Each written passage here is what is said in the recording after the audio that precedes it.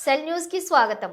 తెలంగాణ రాష్ట్రం Malkajgiri parliament area MM జిల్లా Medchal assembly నియోజకవర్గం Medipally PMC mayor Amar Singh BJP చేస్తున్న ధర్నాను ఉద్దేశించి మీడియా సమావేశంలో ఇంటి పన్నులు తగ్గించాలని మేయర్ అయిన తర్వాత మొట్టమొదటి తీర్మానం చేశాము. అది ప్రాసెస్ లో ఉంది. మేము వచ్చిన తర్వాత ఒక రూపాయి కూడా ఇంటి పన్ను పెంచలేదు అని పీఎంసీ మేయర్ అమర్ సింగ్ తెలిపారు. ఇదేం పార్టీ ఏమో కానీ ప్రాపర్టీ ట్యాక్స్ తగ్గిస్తానని చెప్తున్నాను. ఇప్పటివరకు అది అమలు కాలేదు. అది ఎవరు అంటుండ్రు?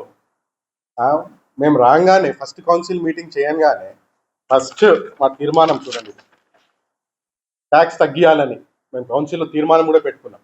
గత 4.5 సంవత్సరాల్లో ఏదైతే కాలే, ఈ 5 నెలల్లో ఫస్ట్ కౌన్సిల్ మీటింగ్లోనే మేము అందరం కలిసి దీనికి తీర్మానం చేసుకోవడం జరిగింది. మళ్ళీ ఇది ప్రొసీజర్లో ఉన్నది, పెట్టంగానే ఎంబడైతే కాదు కదా, ప్రతి దానికి ఒక ప్రొసీజర్ ఉంటుంది. గతంలో వీళ్ళందరూ ఎక్కడ ఉన్నారు? ఆ రోజు కూడా మేమందరం మా ఒక కార్పొరేటర్ హాఫ్ నేకెడ్ పిట్టల్ మల్లేష్ గారని రోడ్ మీద నుంచి నడుచుకుంటూ వచ్చిండు. మేము అందరు ధర్నా చేసినాం. దేనికోసము? ట్యాక్స్ల గురించి. ఆనాడు టీఆర్ఎస్ ప్రభుత్వం, బీఆర్ఎస్ ప్రభుత్వం ఏదైతే ఉన్నది, మేమందరం 20 మెంబర్స్ దాని నుంచి బయట రానికి మెయిన్ రీజన్ ట్యాక్స్ పెంచిండని. ఎవరు?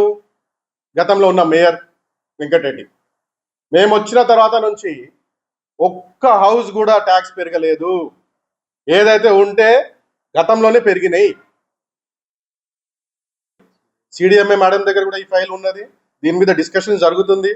ఇంతకు ముందు సిడిఎంఏ డైరెక్టర్ గౌతమ్ గారు ఉన్నారు, ఆయనతో కూడా మాకు కూడా హెల్తీ డిస్కషన్ జరిగింది.